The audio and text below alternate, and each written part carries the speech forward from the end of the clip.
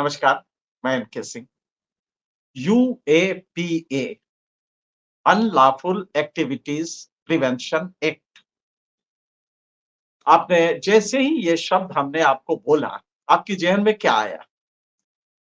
कोई अभिसार, कोई उर्मिलेश, कोई पुरकायस्थ, उनके घर छापा, उनके घर से पुलिस उनको जीप में उठा के ले जाती हुई। यूएपीए इस देश में अब एक दहशत का सबब बन गया है।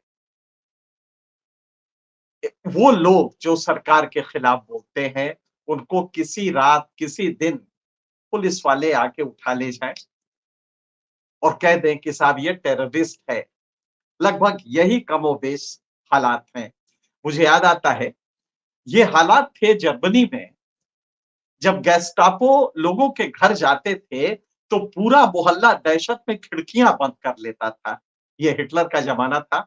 गेस्टापो जब घरों में जाते थे, उसी तरह रूस में बेरिया होता था पुलिस चीफ, जो स्टालिन का ज़माना था और जानते हैं स्टालिन कितना बड़ा डिक्टेटर रहा है। 30 साल यूएसएसआर तब हुआ करता था, तो उसका वो डिक्टेटर रहा है और उसका जो पुलिस का हेंचमैन था, जो पुलिस चीफ था, वो बेरिया था।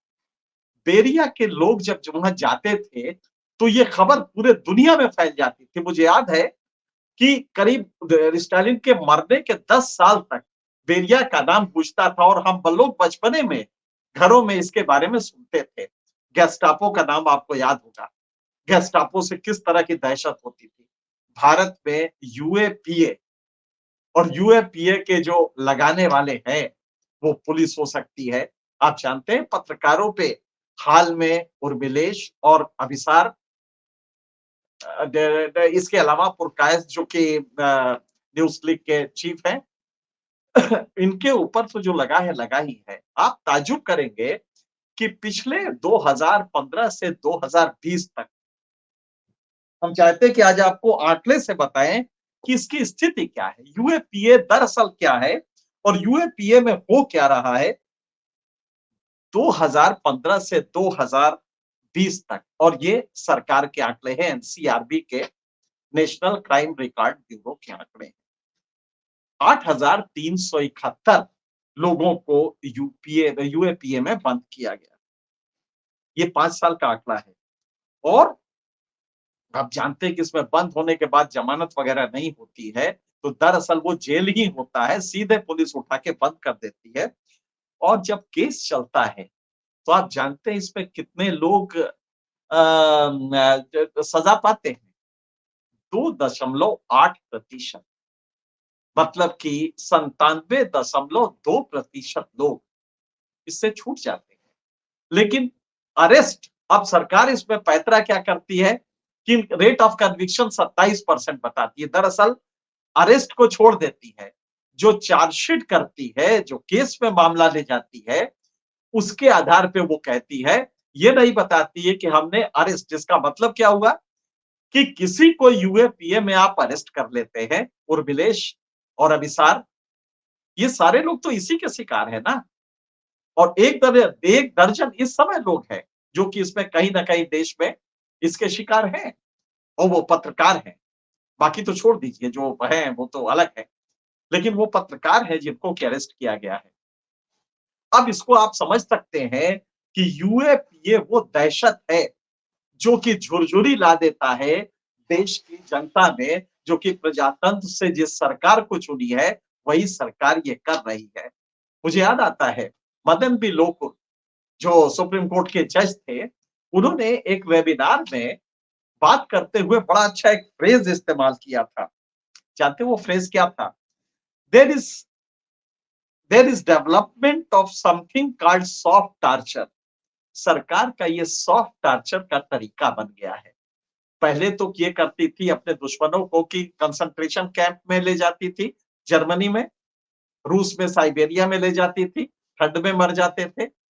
कंसंट्रेशन कैंप में क्या-क्या आता है, नहीं, ये सब तरीके पुराने हो गए हैं। यूपी की पुलिस के बारे में कहा जाता था, किसी जज ने कहा था एक ज़माने में, आनंद नारायण मुल्ला ने, कि this is the biggest gang of organized dacoits. This is the biggest organized gang of organized dacoits. ये यूपी पुलिस के बारे में कहा था। आज और यूपी पुलिस ऐसे ही गोली मार देती थी, अभी भी करती होगी। यूपी क्यों, पूरे देश की पुलिस। लेकिन इसको छोड़ दीजिए आप। अब ये एक सॉफ्ट टॉर्चर का तरीका ढूंढा गया है। और ये तरीका क्या है सॉफ्ट टॉर्चर का? सॉफ्ट टॉर्चर क्या है कि मीडिया के लोग हों, अपोजिशन के लोग हों, ये कहीं के हों, अगर ये खिलाफ बोल रहे हैं तो आप यूएपीए लगा दीजिए। सॉफ्ट टॉर्चर में ये होगा कि आमतौर से ये मध्यम वर्ग के होते हैं, आर्थिक स्थिति बहुत मजबूत नहीं होती है। नतीजा ये है कि किसी उर्मिलेश को आप ले जाके 2 साल के लिए जेल में रख दीजिए, तो वो कहाँ से मकान का किस्त देगा? वो कहाँ से उनके बच्चे पढ़ेंगे? कौन-सी आमदनी होगी जो उनके बच्चों को पढ़ाएगी? तो परिवार खत्म हो गया, आर्थिक रूट्स खत्म हो गए। जब 2000 साल बाद जो कोर्ट कहेगा कि नहीं तो पाक साफ है, किस आदमी को ले आए हो? ये तो भला आदमी है, तो वो छूट जाएगा, लेकिन तब तक वो खत्म हो चुका होगा। ये इसका हश्र है, यूएपीए का। लेकिन यूएपीए बदस्तूर कायम है। अब हम आपको कुछ बारीक चीजें बताना चाहते हैं। इनको अगर आप समझ जाएंगे तो वो समझ जाएंगे कि जर्मनी के गेस्टापो, रूस के बेरिया से ज्यादा बड़े दहशत है भारत में यूएपीए। इसका एक सेक्शन बताते हैं। वो सेक्शन जो इनके ऊपर तामिल किया गया है, जो ये पुरकायस्ता पे और उनका एक और कोलीग पे, 2 पे तो किया गया है, बाकी पे करने की, क्योंकि इन लोगों से भी इंक्वायरी हो रही है। 2 इंक्वायरी वो हो चुके हैं। इनको बुला के पूछा जा चुका है। और जानते हैं पूछते क्या है? आपने क्या-क्या कवर किया है? शाहीन बाग कवर किया? शाहीन बाग क्यों कवर किया? उसके बाद पूछते किसान आंदोलन कैसे कवर किया आपने? गोया शाहीन बाग और किसान आंदोलन कवर करना, ये बहुत बड़ा पत्रकारिता का तो धब्बा है। इसको आप कवर करते हैं भक्त पत्रकारों के सामने। आप अगर इसको कवर करते हैं तो आप फिर पत्रकार तो नहीं है। शाहीन बाग कवर नहीं किया जाता है। यहां तक कि अगर कोई उर्मिलेश जेल में हो, कोई इस तरह का व्यक्ति जो पत्रकार है, जिंदगी भर पत्रकारिता से शुद्ध कमाता रहा है, अपने आजीविका चलाता रहा है, ईमानदार है, तो उसको कोई हक नहीं कि वो शाहीन बाग कवर करे। उसको कोई हक नहीं कि वो जाके किसानों का आंदोलन कवर करे। अजीत अंजुम वहां पे दिन रात जाके किसानों का आंदोलन कवर किए। ये हो सकता है कि सबसे बड़ा गुनाह हो उनका, और ये टेररिस्ट एक्ट में आता हो। मैं आगे बताऊंगा कि उसकी परिभाषा में लोचा क्या है, उस परिभाषा की गलती क्या है, जिसकी वजह से कोई एमकेसी, कोई अजीत अंजुम, कोई उर्मिलेश, कोई अभिसार शर्मा, ये कोई पकड़ा जा सकता है। तो मैं उसको भी आगे बताऊंगा। अब इसमें जरा गौर कीजिएगा। पीएमएलए में उसमें सेक्शन 15 जो तामिल इनके ऊपर किया गया है, मैं उसकी डिटेल से परिभाषा बताऊंगा।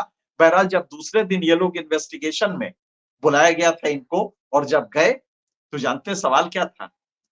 शाहीन बाग और यहाँ गए ये तो था ही। वैसे ये भी हमें जानकारी मिली है कि इनमें से कुछ से पूछा गया था कि मोदी के खिलाफ इतना क्यों बोलते हो, और कुछ से ये भी पूछा गया था कि राहुल गांधी के खिलाफ क्यों नहीं बोलते हो। ये हमारी पुलिस है जो संविधान में निष्ठा की शपथ लेती है। जब सर्विस ज्वाइन करती है तो उस समय भी एक वो होता है शपथ पत्र, उस पे भी दस्तखत करती है कि ये रूल ऑफ लॉ को मानेगी, ये कानून के प्रति प्रतिबद्ध है। और सवाल किया आ रहा है कि मोदी के खिलाफ क्यों इतना बोलते हो, ये इनसे पूछा जा रहा है। अब अब हम आते हैं सेक्शन 15 पे, यूएपीए। मैंने बार-बार कहा यूएपीए का सेक्शन 15, जरा गौर कीजिएगा ये कितना खतरनाक है और किस तरह से इसका इस्तेमाल हो रहा है। यूएपीए का सेक्शन 15 हम आपको पढ़ के सुनाते हैं। ये एक वो सेक्शन है जिससे भारत में आम समाज दहशत में है।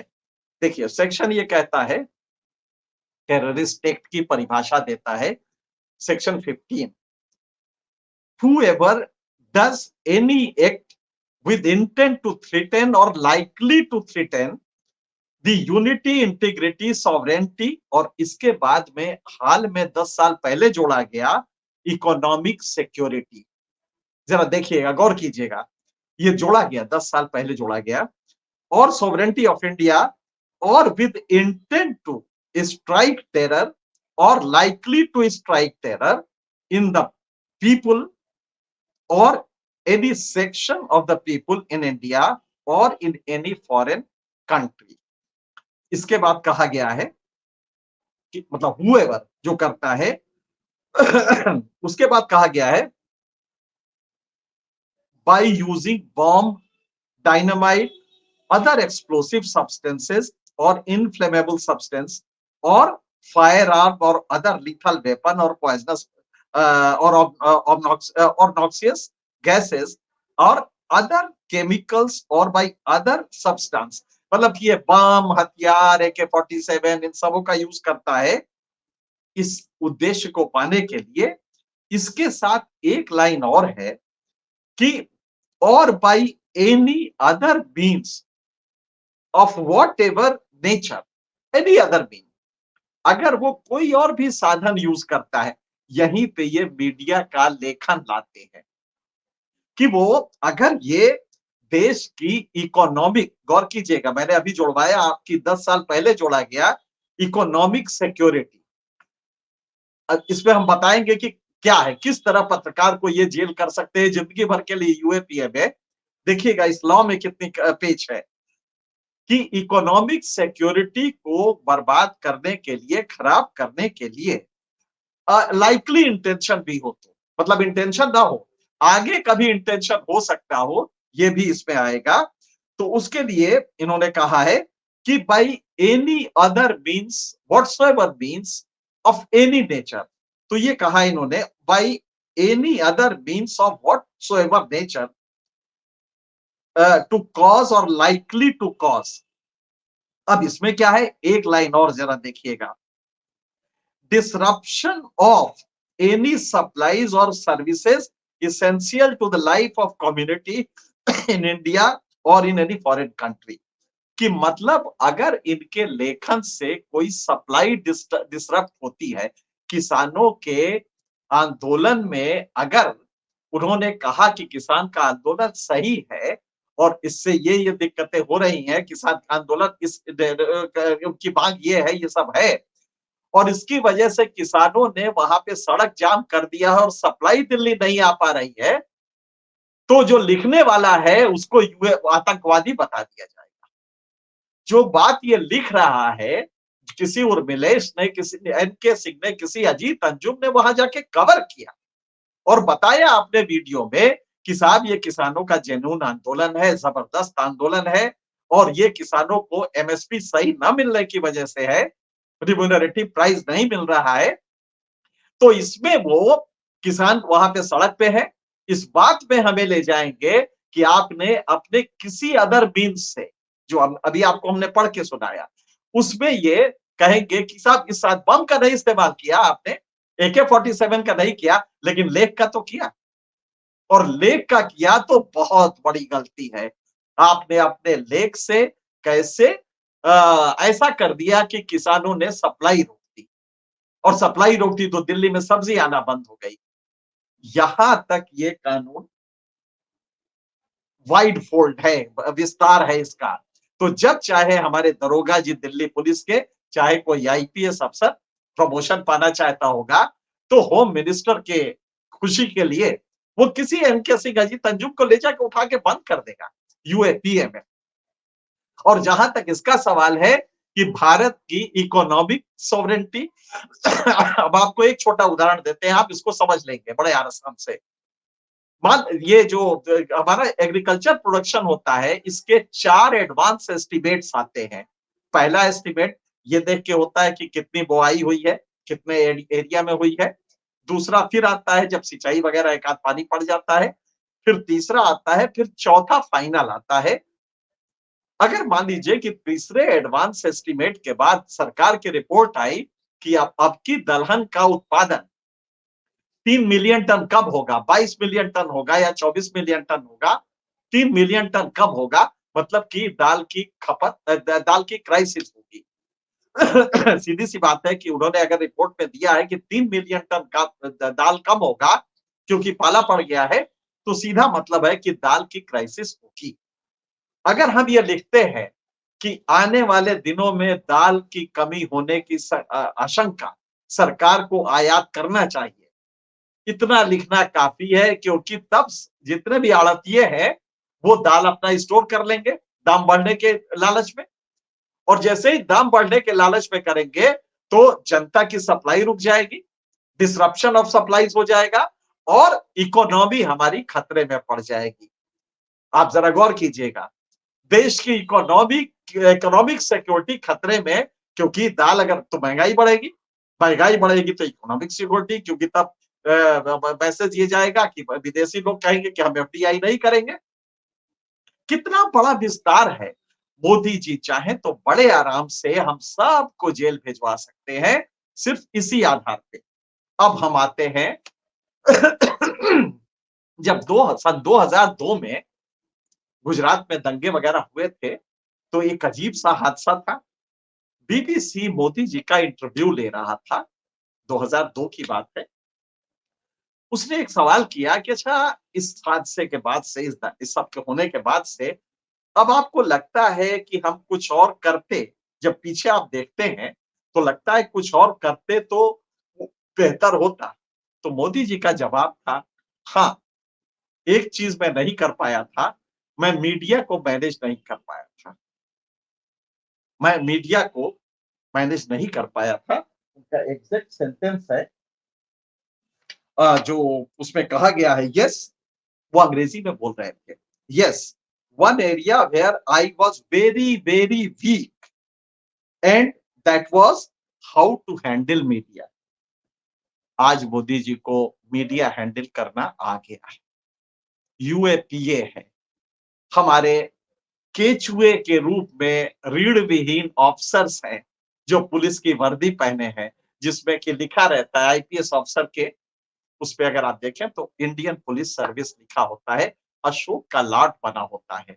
एसपी एंड अबव जब जाते हैं, जब सेंट्रल सर्विसेज होती हैं, ऑल इंडिया सर्विस इनको कहते हैं, 3 सर्विसेज हैं, आईएएस, आईपीएस और इंडियन फॉरेस्ट सर्विस, ये ऑल इंडिया सर्विस में आते हैं, बाकी सेंट्रल सर्विसेज में। तो इनके ऊपर अशोक का लाट होता है, ये हमारे राष्ट्र की संप्रभुता का प्रतीक होता है। लेकिन ये मोदी जी के लोगों के कहने पे, ये सत्ता के इशारे पे, किसी भी उर्मिलेश को, किसी एनके सिंह को, किसी अजीत अंजुम को, किसी पुरकायस को, ये कभी भी बंद कर सकते हैं। ये कभी भी बंद कर देगा और कह देंगे कि ये टेररिस्ट था। आपने देखा कितनी खूबसूरत परिभाषा है, आर्थिक सुरक्षा ऊपर रख दिया गया। उसके बाद कहा गया कि साहब, अगर ये किसी भी साधन से करते हैं, उसमें हमारा लेखन, हमारा ये आपसे मुखातिब होना, आपको ये वीडियो दिखाना, ये आ जाएगा। और उसके बाद अगर हमने कह दिया कि दाल की पैदावार कम हुई है, टमाटर महंगा होगा क्योंकि टमाटर अब की साल नहीं हुआ है और टमाटर महंगा हो गया, हम इसमें यूएपीए में जा सकते हैं, हम आतंकवादी डिक्लेयर किए जा सकते हैं। और ये हमारे कानून में बना हुआ है। हमें कुछ केचुआ अफसर चाहिए जिनमें रीढ़ न हो, जिनमें ये न हो जो कॉन्शियंस होता है, और कॉन्शियंस होगा भी कैसे? उस रीढ़ को तो गवर्नेंस की मोदी जी ने तोड़ रखा है। वो एक शेर है, मैं इसी से चाहता हूं खत्म करूं, बहुत ऊंची यहाँ नीचाइयां हैं, बहुत ऊंची यहाँ नीचाइयां हैं, अभी कुछ और अपना सर तराशो। ये नीचाइयां कितनी ऊंची हैं, इसको समझने के लिए आपको अभी अपने इंटेलेक्चुअल लेवल को फिर से रिव्यू करना पड़ेगा कि वो उस स्तर पे है कि नहीं। अगर आप ये समझ जाएंगे तो समझ जाएंगे देश किस दिशा में जा रहा है, और अमृत काल में तो और तेजी से ये सब कुछ होगा। सोचना आपको है। अगर आप ये सोच पाते हैं तो ये अन्य लोगों को भी बताइए कि हम एक ऐसे रिजीम में हैं जिसमें यूएपीए है, जिसमें गैस्टापो नए रूप में है, जिसमें बेरिया आ गया है, और जिसमें यूएपीए की वो अफसर किसी भी पत्रकार को कभी भी किसी भी लेखन में ले जाके अंदर ठूस सकते हैं। कोई कोर्ट नहीं कर पाएगा कुछ भी, क्योंकि यूएपीए इतना सख्त कानून है। हमने इस सरकार को वोट दिया था तो सबका साथ, सबका विकास था, लेकिन शायद विकास कुछ ही लोगों का हो पाएगा। फिलहाल इतना ही, किसी और मुद्दे पे आपसे फिर मुखातिब होंगे, तब तक